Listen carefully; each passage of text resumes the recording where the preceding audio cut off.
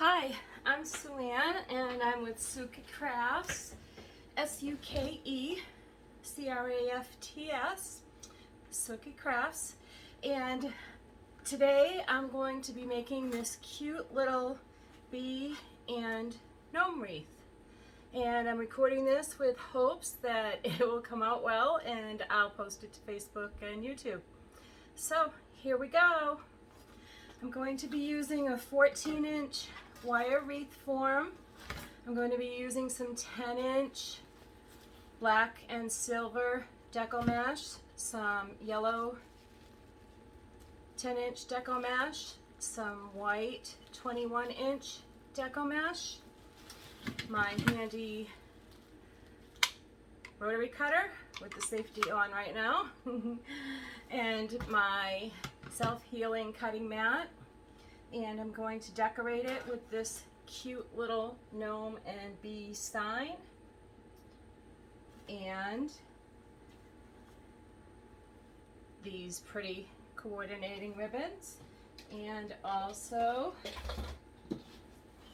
these pretty coordinating ribbons. So I've already cut these ribbons for convenience and speed. I'm just going to get to work cutting the bee ribbons right now, and I'm going to show you a little trick that I learned from Lori Jacobs, the hardworking mom. I took a piece of cardboard and wrapped it up with duct tape, and this is 12 inches long, and it's my measuring tool for ribbon. I just take the end, wrap it around the end of the ribbon, wrap it around the end of the cardboard, and I want 6 pieces of 12-inch ribbon for this wreath in this color. So there's 1, 2, 3, 4, 5, 6. And now I'm just going to cut this twice and be done. Have 6 pieces of 12-inch ribbon for my wreath. So easy. Putting the duct tape on it helps it to stay nice and solid and firm while you're there. So there's the other coordinating pattern. I've got the black and yellow stripes to match the black and yellow stripes of the bees, and I love the plaid and polka dot together. So I'm going to put these aside for right now and work on the base of the wreath. Put all this aside. And I'm going to start out with this 21-inch white deco mesh that I got from Hobby Lobby. It's marked $9.99, but a Hobby Lobby secret is that ribbons and mesh and most other things go on sale at Hobby Lobby for half price every other week. So if you go in today and it's not on sale, go back next week. But don't go back on Sunday because they're not open on Sundays. So just removing the tape that this is taped down with. And I forgot to grab myself a couple of zip ties. So I'm going to just come back here and grab some zip ties. Look at this, isn't this cute? My husband is a 3D printing crafter, and he 3D printed this zip tie organizer for me. It's adorable. I love it. So I'm going to grab a few of the 6-inch zip ties to help secure this mesh to my wreath. I'm also going to secure it with some chenille stems, also known as pipe cleaners. And I'm going to need 12 of these. 1, 2, 3, 4, 5, 6, 7, 8, 9, 10, 11, 12. Great. Actually 13. One for the bow.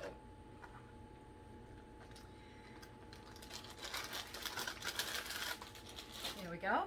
Okay, so the first thing that I'm going to do is cut off my price tag.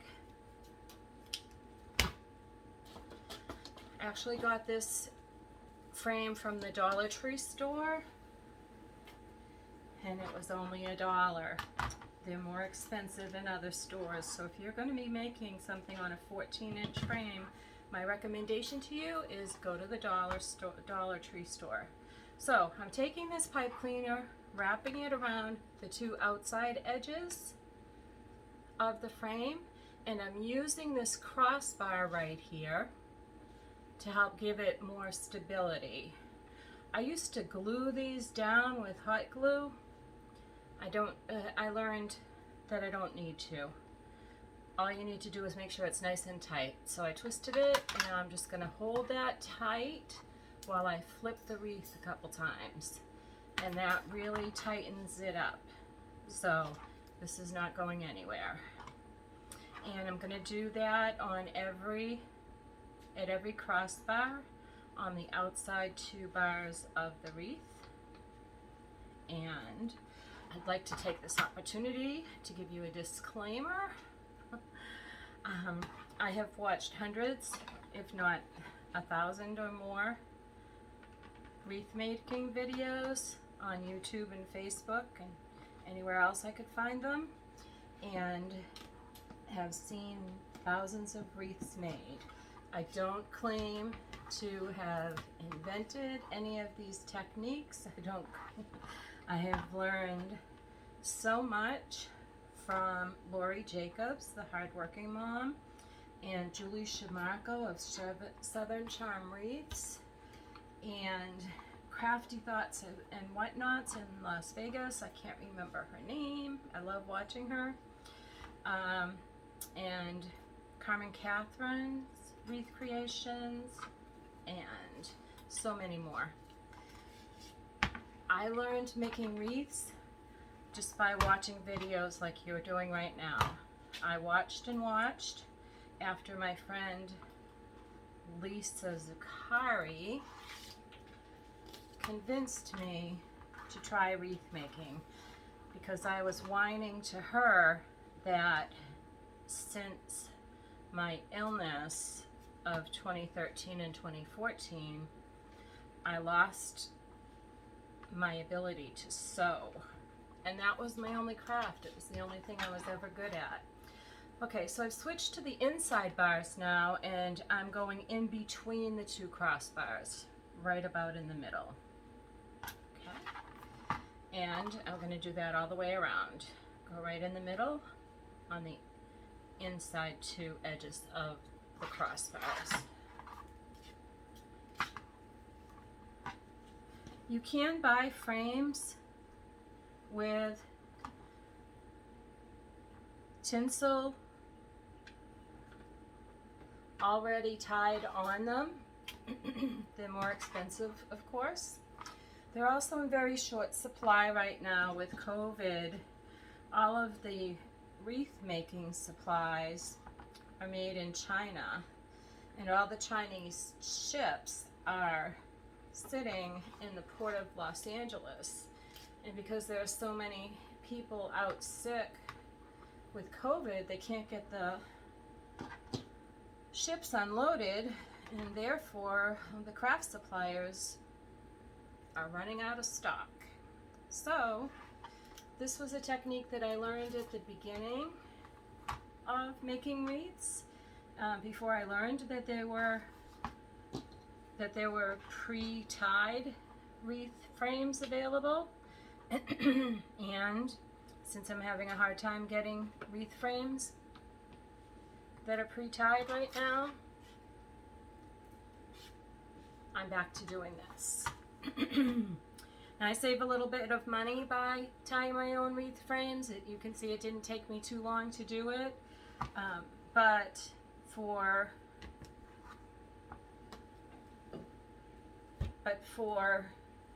just a couple of dollars, it's worth my time to not do it. And also, I like the frames. They're prettier. They have different colors to match the mesh that you're using. So this is 21-inch white deco mesh. It's iridescent white. You might be able to see the little bits of iridescence as I move it around. Maybe the light will hit it. So what we do with this is we take these rough edges here and tuck them under so that we don't see them. The deco mesh is much prettier when you don't see those edges. So I take the two edges and fold them under, and then I gather up the mesh all together tightly. Okay, and I'm going to put it on my wreath frame. I'm going to start on the outside. I'm just going to attach it to this wreath frame just before a tie. Doesn't matter where you start, but you want to start just before a tie. And to make sure that it's nice and secure, I'm going to attach this with a zip tie. I could put it through the chenille stem and attach it that way, but the zip tie is going to be a lot more secure and make sure that that doesn't fall apart. Here's a tool that I use in my wreath making. It's a wire cutter. Okay, it's really great for cutting off the ends of zip ties. When you cut off your zip tie, you want to make sure that you don't cut it too close to the head, because it'll just pop back open. Now I'm just going to take this edge here and tuck it inside the wreath so it won't be sticking out when I'm finished creating my wreath. Another thing that I do sometimes, if I can't tighten the zip tie enough on my own because my hands might be hurting me, is I'll take these needle nose pliers, grab a hold of the tab, and just twist the pliers, and it'll tighten up the tie for me, the zip tie for me. So now I'm going to not put anything in this particular tie where I'm beginning. I'm just going to leave that empty for right now because that's the one I'm going to put the last loop in when I finish it. And this is a 12-inch frame, and I'm going to make this with 10-inch poufs. I'm going to use the poof curl method today. So I'm going to start here. I've got my zip tie at the 16-inch mark on my cutting mat. Not only does this mat help with cutting, but with measuring as well. Some wreath makers that have been doing it for a long time don't need to measure. I need to measure. So I'm going to go from 16 to 6 inches, measure that out. And I had gathered up. You had seen me gather up. I'm making sure that my edges are tucked underneath.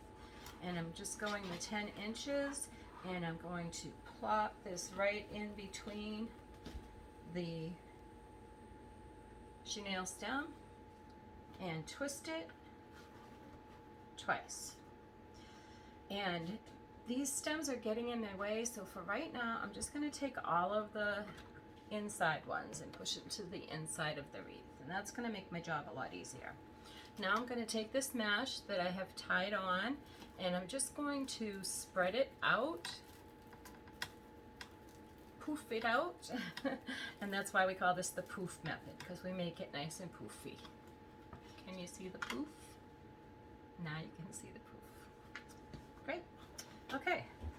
Now, making sure again that my edges are tucked under, I'm going to take this, and this is what I do. I just make an OK sign, put it around the mesh, and I'm going from this, put the chenille stem here at the 16-inch mark, measure out to 6. That gives me a 10-inch poof. And I'm going to put it in the next chenille stem that I attached. Just going to scrunch it down in there and then twist it and poof it out. Now I'm going to do that again. I'm going to do this all the way around. So this mesh happens to be weatherproof. I like to use weatherproof mesh anytime I can, so that And because I like to put my wreaths outdoors and they get rained on and they get humidity and they get sunlight and they get faded.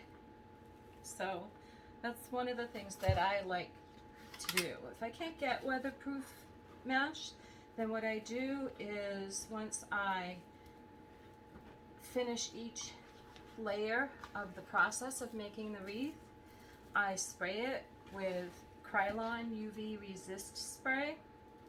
It helps resist it from fading. It also helps it resist moisture and helps keep it looking bright and fresh and pretty longer.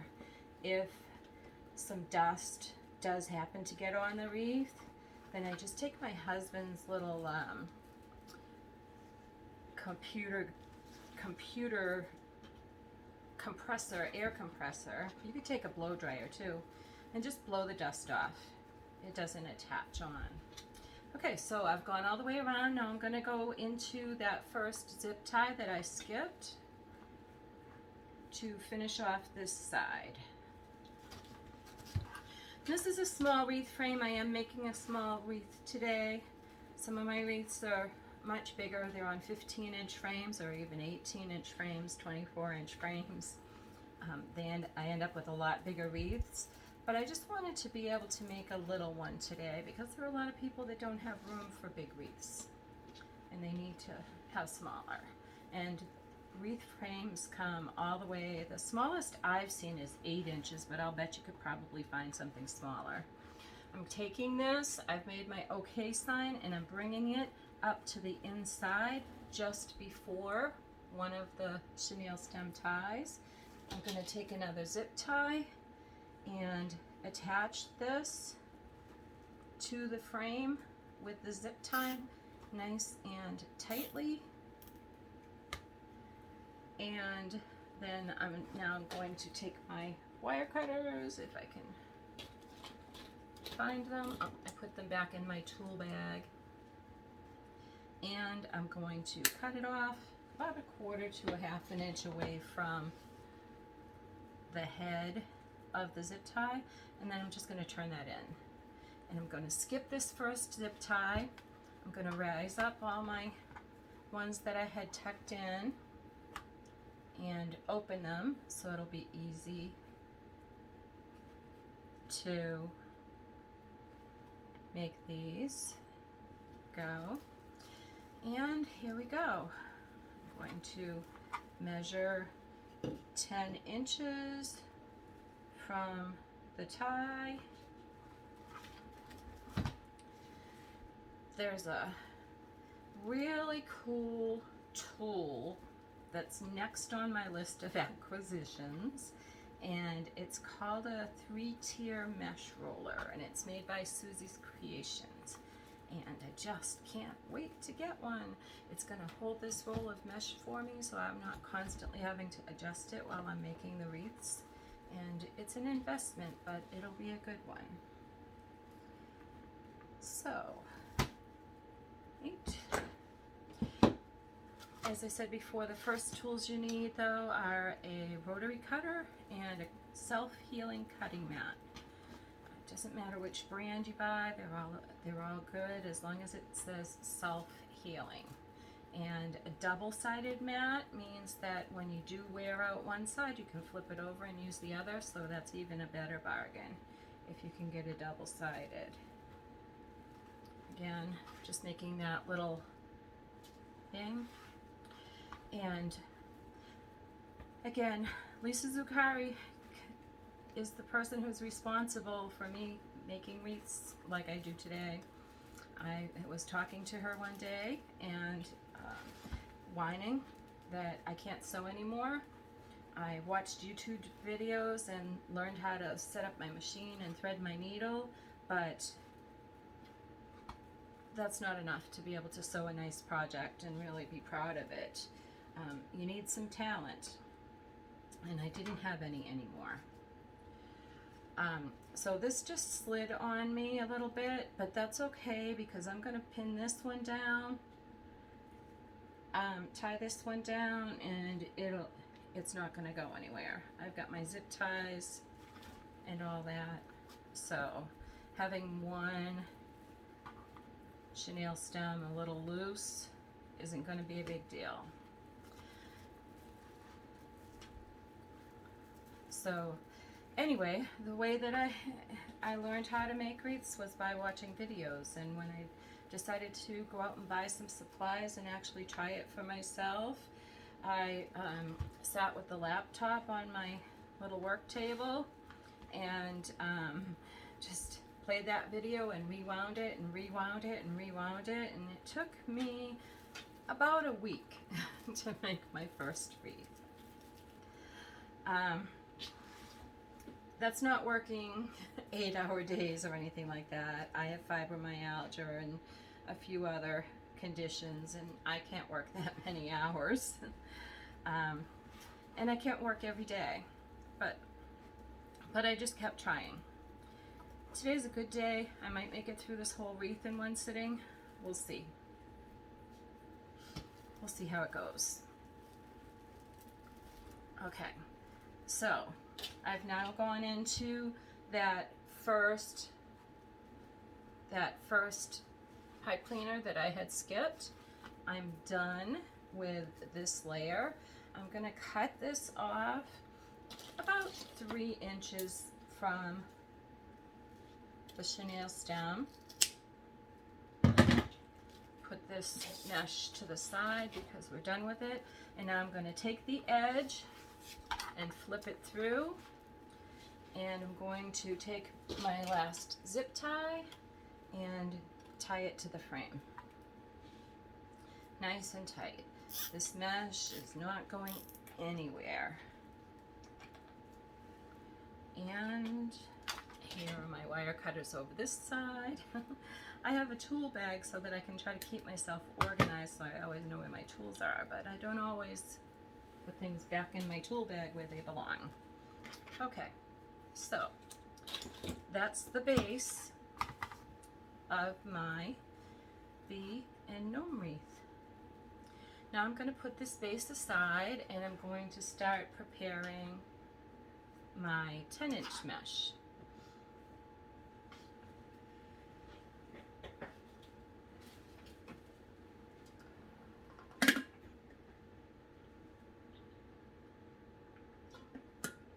After I have a drink. Okay. So one of the 10-inch meshes I'm going to use is this pretty yellow that I got from, I think, Hobby Lobby.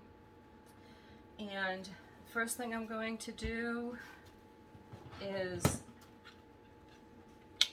take off the safety off of my rotary cutter, squeeze it, and expose the blade. Be careful of that blade. It's very, very sharp. I got a boo-boo right now from where I just zipped my finger. I often will forget to set the safety and cut my arms, cut my hands. So be careful when you're cutting. Pay attention. Don't talk to other people like I'm doing right now.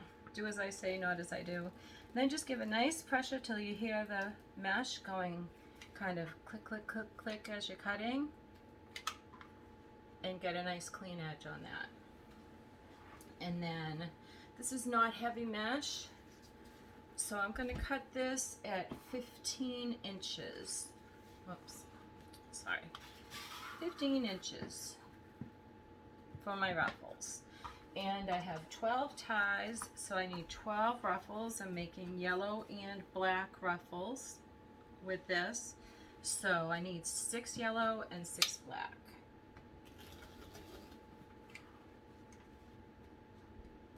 And if you don't use enough pressure, or your blade isn't sharp enough, it may not cut right the first time, and you might just have to do it again. And when I get myself a mesh roller, I won't have to keep adjusting the roller mesh. Whoops, that one just went right off the table.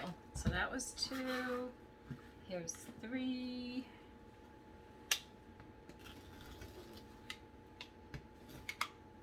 the actual assembly of the wreath is not all that time consuming for me anymore.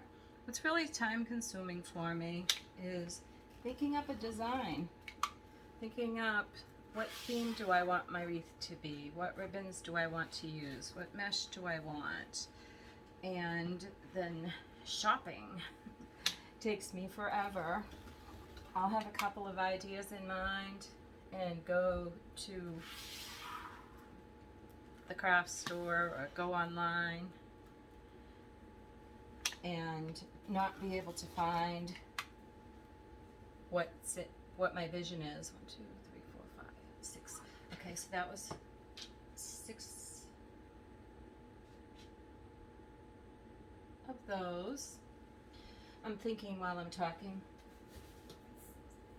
6 of the yellow, and now I'm going to do 6 of the black.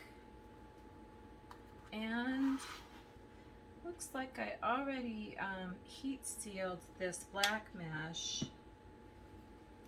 which is another technique that I'll talk to you about later, in 10-inch lengths.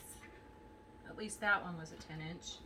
Okay, so this is going to be 15, and I'll tell you right now, if you're a really fussy person, that making deco meshes may not be for you. I'm doing this backwards. It made me crazy at first. I'd watch someone making a wreath and say, you did this wrong, go back, fix it. And of course they couldn't hear me, you know, it's kind of like yelling at the TV. And I eventually learned that, you know, nobody's perfect. We aren't machines. We aren't going to get everything perfect, and that's okay. We're just going to make the best we can, and we're going to either like it or not. And I choose to like it. I like deco mesh. I like what it looks like when it's done.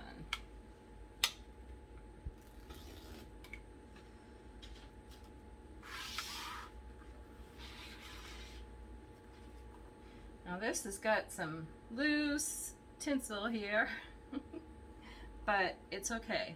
I'm going to be curling, not curling, but ruffling this up, and you're not going to see the missing little pieces of silver tinsel at all in the mesh. You're barely going to see the mesh once I get all the ribbons on it and the sign on it.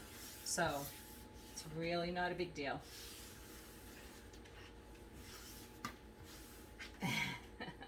Just trying to get all this off my table, get it into my bucket. Okay, so now what I'm going to do is bring back our wreath frame, lock my rotary cutter, and I'm going to start on the inside and work my way I'm going to start on the outside and work my way in. It doesn't matter which way you start, it just matters that you do it. Okay, so I'm going to take this black mesh, I'm going to put it down here, and I'm going to take the edge of it where it's rough and it will fray from being cut. I'm just going to tuck that under a little bit, and I'm going to push this out, and I'm going to take my bottle there and have it hold it for me, and then I'm just going to gather this mesh up with my fingers,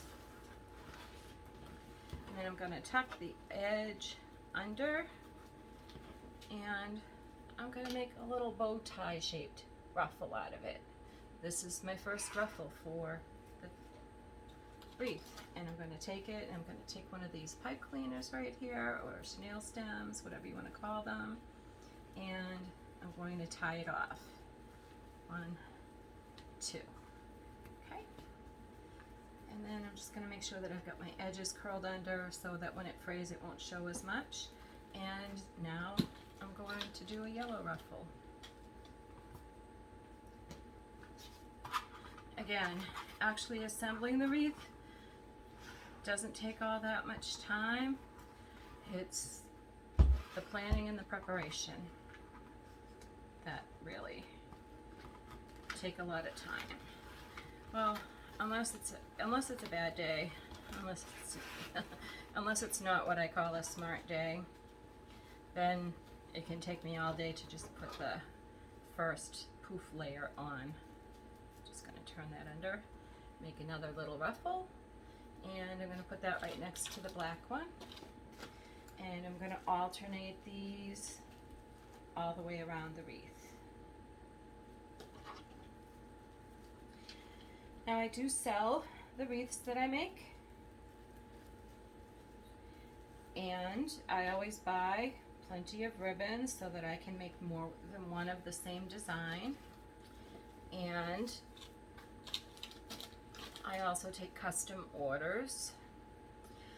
I have a Facebook page, facebook.com/SUKECRAFTS, Suki Crafts. S is in Sue. Okay, gonna put the next one on. I also sell on Etsy, so if you look up, if you do a search in Etsy for a shop called Suki Crafts, you'll find me there.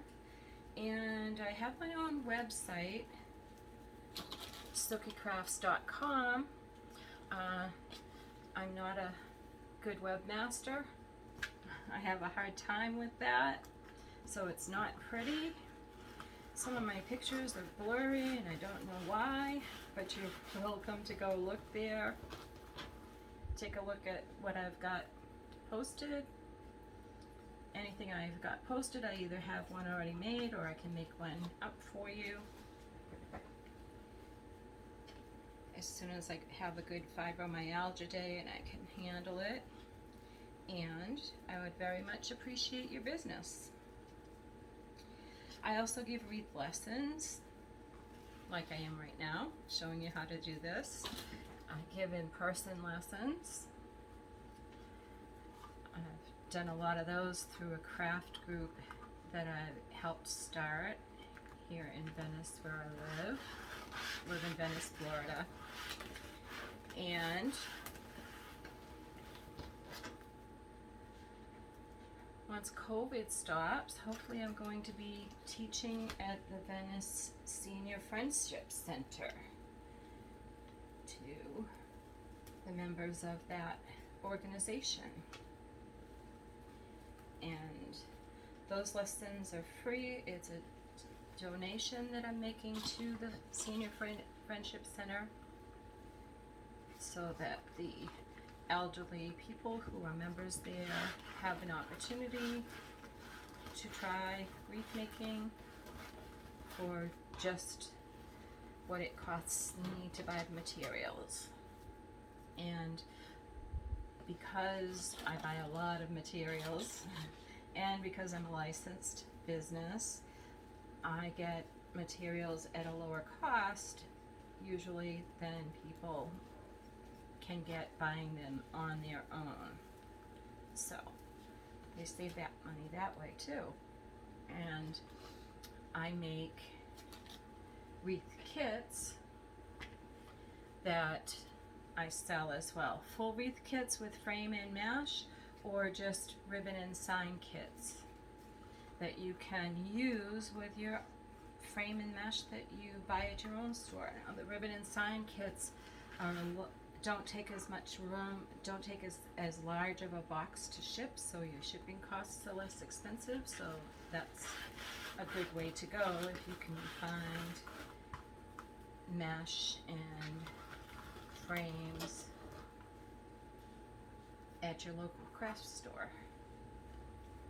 If not, then I'd be happy to sell you an entire kit.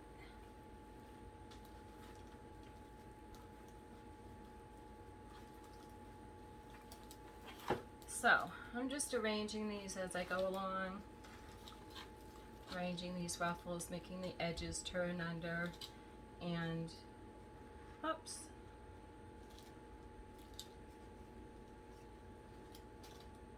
I just made a boo-boo. I skipped a...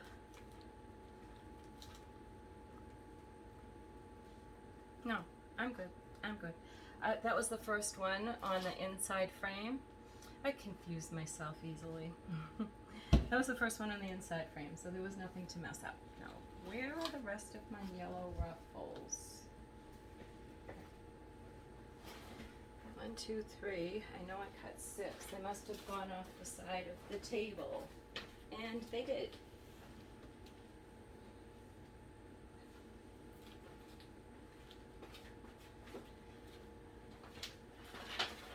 I am always hot. I've been having hot flashes for 25 years. When are they ever going to end? I don't think they're going to.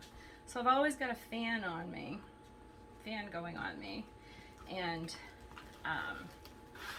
so mesh is very light, so it has a tendency to just blow away, blow off the table. Try to escape. Okay. Gonna put this one on.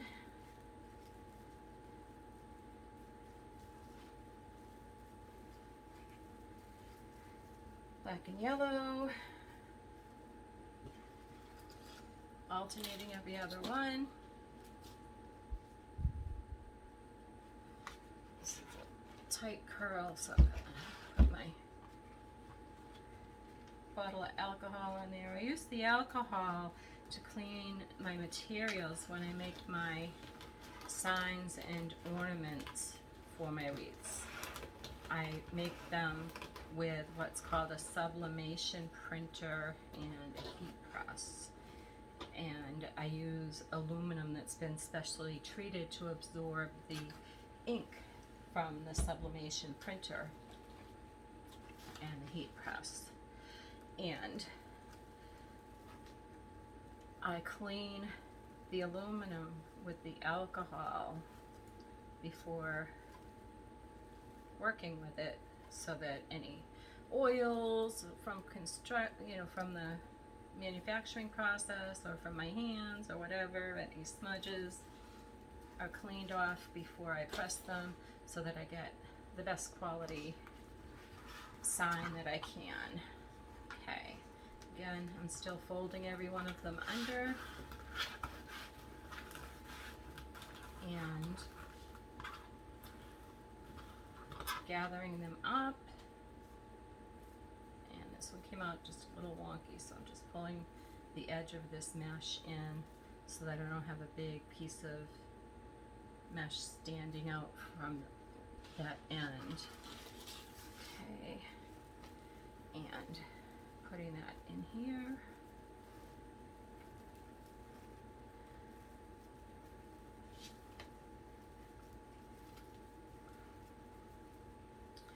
And I can feel my back starting to tighten up. I don't know if I'm going to make it to do this in one sitting, but I'm going to try.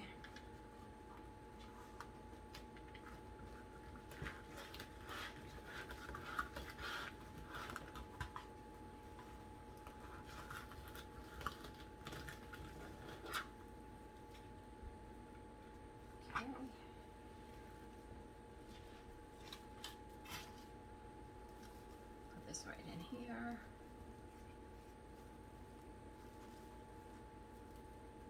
Twist.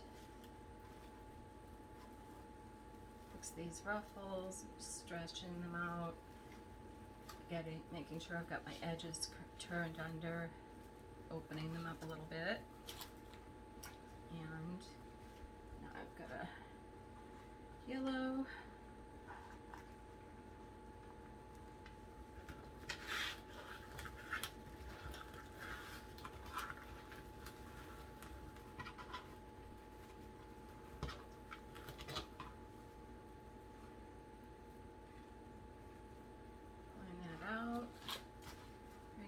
Back down and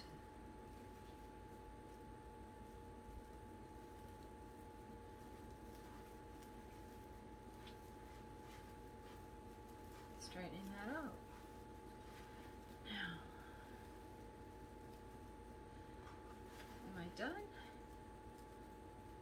this layer? Yes, I think I am. What do you think so far? You pretty?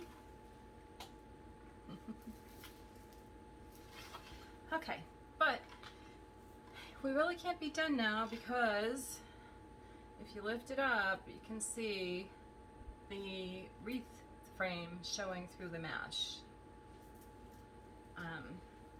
And I don't like the look of the wreath frame showing through the mesh, so we're going to keep going. Now we're going to bring our ribbons over. Okay, and there are a lot of different ways that you can cut your ribbon. You can leave the edges, the cut edges straight, like this is right now. You could fold the ribbon in half and cut it with your scissors like this and make a dovetail. The ribbon would be cut like this. Or you can cut it on an angle. I like to cut mine on an angle. And the reason is that once in a while I'll leave them straight. But I personally don't like the dovetail because I feel that it undermines the structure of the ribbon and you end up with ribbon that's kind of curled into itself instead of laying nice and out. And I really want to, we pay a lot of money for the ribbon. I really want to see it. So I start at the right edge, cut to the tip. I go in probably about half an inch or so, and then cut to the tip. And then I take the ribbon, hold it by the long end, flip it, and cut the other end. Okay, I can cut 2 pieces of ribbon at a time. Some people can do 6. I can't do that and have the edges come out straight. So what this does is by flipping that, I've got the long edge on the top and a long edge on the bottom, and it makes my ribbon look longer. If I had cut both sides of the ribbon short, it would make the whole ribbon look shorter. So one side longer, one side shorter. That's how I do it. So again, I take my scissors, I line up my ribbons, I come in about a half an inch or so, and then just one smooth cut right to the tip. Okay, I'm going to take this ribbon, line it up again. I'm going to bring this right up so I can show you about a half an inch in, and just cut it right to the tip.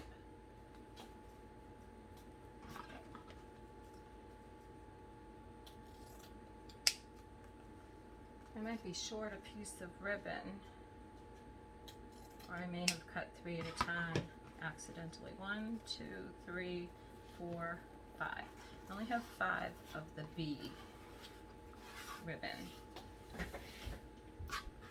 So I need to cut one more piece of the bee ribbon for our tails. That's what these pieces are called. So I'm just going to measure it out on my cutting mat. 12 inches, and cut, flip it, and cut. There. Now what we do is we take the ribbon and match it up. So I'm going to put the bees with the stripes. So I take a piece of each ribbon. I want the bees to stand out a little more because the stripe is so bold. The bee's going to need to stand out a little bit more. So whichever ribbon you put on top is going to be the one that's going to stand out more once you put it on. I'm going to fold this in half so I know where the center is. And then I'm just going to put it down for the side for right now. Do this one too. And we have 6 sections on our wreath frame. So I have 12 sets of ribbons. I need 6 to go around the inside and 6 to go around the outside. You can put more ribbons on, you can put less ribbons on. I like 2 sets for each section. There are people who only put 4 on the inside. We might do that. We'll see how it looks with the sign. I haven't used a lot of signs on my wreaths compared to how many wreaths I've made. This one, I think the plaid needs to go on top. I think it's a little more muted than the polka dot, so I'm going to put the plaid on top this time. Again, whichever one's on top seems to stand out more. So, so I mentioned to you about spraying my wreaths with UV resistant spray. Another thing that I do with my ribbons is once I get them on the wreath, I spray them with stiffening spray that you can get at the craft store. It's fabric stiffener. Just to, the ribbons are wired and they stay in place pretty well, but I like to really put them in place, so I use those. So now what I'm going to do is just take one of each of these and pile them up together, and now I'm going to start putting these on my wreath. Okay. So I've got the bees up. I've got this fold in my wreath, in my ribbon, that tells me where the center is so that I get these nice and centered. And I'm just going to take the edge and fold it and fold and fold. So I have a nice little kind of a bow tie look here. Then I'm going to take the ribbons, take my fingers and curl them under. Just makes a nicer look on your wreath. And then I'm going to take this and plop it down into one of the chenille stems where I put the ruffle. And I'm going to tie it 3 times. Okay. And then I'm going to take my ribbons and separate them out so that I can see both.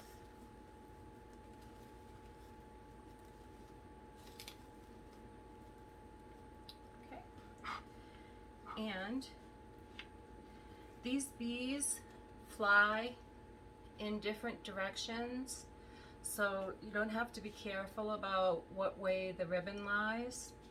And most people don't care what way the ribbon lies, but I have a problem with things flying upside down or driving upside down if I've got trucks on there, or walking upside down if I've got animals. So if I'm doing that, I pay attention to how I am positioning my ribbon, but I don't need to do that today because the bees are flying in different directions anyway. So I crunched that up, and now I'm just taking my fingers and curling it a little bit, and I'm going to plop this right down into the next tie. And it doesn't matter where you start, it just matters that you do every other one with the different ribbon. What do you think so far? I'm liking it. But sometimes things look different to my eyes than they do to the camera. So as I'm working, I often stop and take pictures of what I'm doing, and it helps me to see things a little differently, and sometimes I don't like it so much afterwards. Okay, so I took that and scrunched it up, and now I'm curling the ribbon, making, as Lori Jacobs, the hard-working mom, calls it, the little birdie pattern out of the ribbon. tying it 3 times to make it nice and secure. And, oops, just making an X pattern out of this so that I can see both ribbons. Okay, now going for the polka dot plaid set. Again, I turn this part under and just kind of gather it in, and then curl the ends, flop it in. 3, 4. Okay, now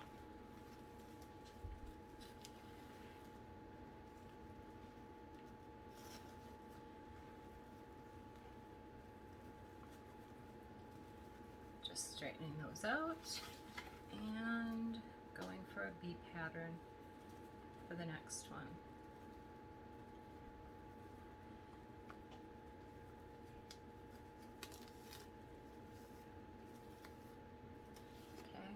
Again, I've got that little crease that I made when I folded these, so it helps me to know that I am tying these ribbons on in the middle, so they should be equal. And because the bees are flying in all different directions, I don't need to pay attention to that as I'm laying it out on my wreath form. We're going to finish up the inside with a polka dot plaid set. So again, I'm taking this edge, folding it down, folding it into my thumb. Okay, curving it and plopping it down.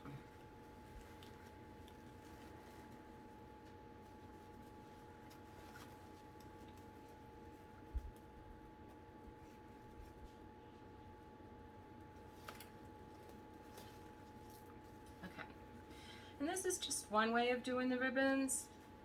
You can use 1 ribbon per tie. You can use 2 ribbons and use every other tie. I've made these with 3 ribbons in each tie. that took me a while to to figure out how to do. But to start off, using 4 different ribbons is a good number. It's easy to keep track of. Okay, and again, just taking it with my thumb, pushing it under, and I'm just making sure that both sides of my ribbon, these wired sides, are pointing down towards my wreath. It just helps give it a nice finish. And I have the plaid in the black ruffle on the top, so I'm going to start it with the plaid in the yellow ruffle down the bottom. You don't need to pay that much attention. It's just something I like to do. It doesn't matter, really. Just one of my things. Okay, so again, using my thumbs, folding it up, getting both my sides facing toward the bottom, and then placing it in that chenille stem that I tied on and tying it 3 times. I'm just going to twist a little bit, get it facing up, and then just spread it out.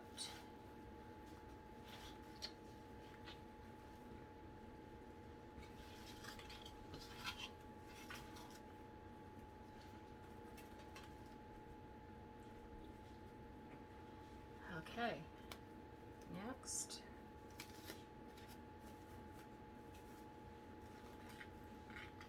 So, if you like this video, please click like so that you'll see more of my videos as I post them. Facebook has some algorithms that you see more of things that you have clicked like on and less of things that you don't, that you just don't react to. If you have any questions, please post them below this video and I will review the comments and answer everyone's questions. If you'd like to buy one of my wreaths, please message me or put a mention in the comments below and I'll watch for it. And I appreciate the time that you took to watch this video today in case I forget to thank you later.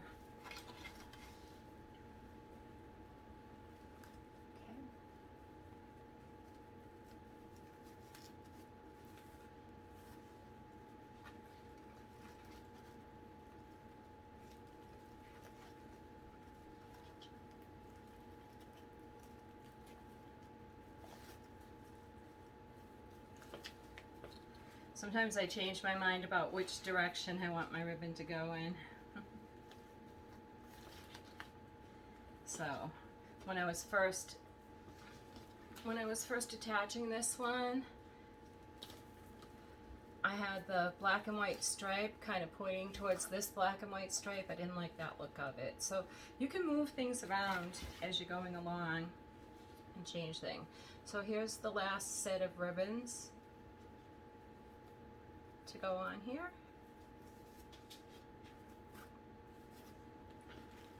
Going to put these on.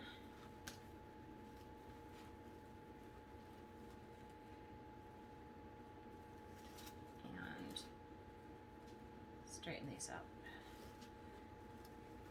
So I've got little X's of ribbons all around the wreath. And see how that fills it in nicely? You can't see through it anymore.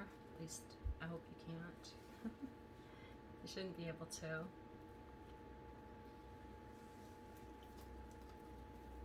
Okay. What I'm going to do next is take my sign that I have around here somewhere. Here it is. I'm going to take my sign. I already punched some holes in it at the top and the bottom. I'm going to take some 26 gauge wire and string it through, tie it on, and then attach it to the center of the wreath. And then I'll pull some of these ribbons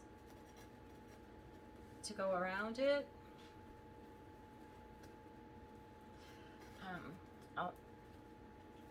The wire can be tough to feed through the mesh. You just have to be patient. You can also use a big needle to wire the mesh through. I'll show you that in another video another time. My back has had enough for today, so I won't be doing any more of this today. And then what I might do is take these 4 ribbons and another one and make a bow for it as well. After I watch this video, I'll decide whether or not this guy needs a bow. So, I haven't thought of a name yet for this wreath. So, if you're watching this and you have any ideas, let me know what you think. What this wreath's name is. I name all of them. And sometimes they tell me their names as I'm making them, and sometimes I have to really think hard of it, and sometimes I need a little help. So, help me out. Give my wreath a name. Thank you so much for watching. Have a great day.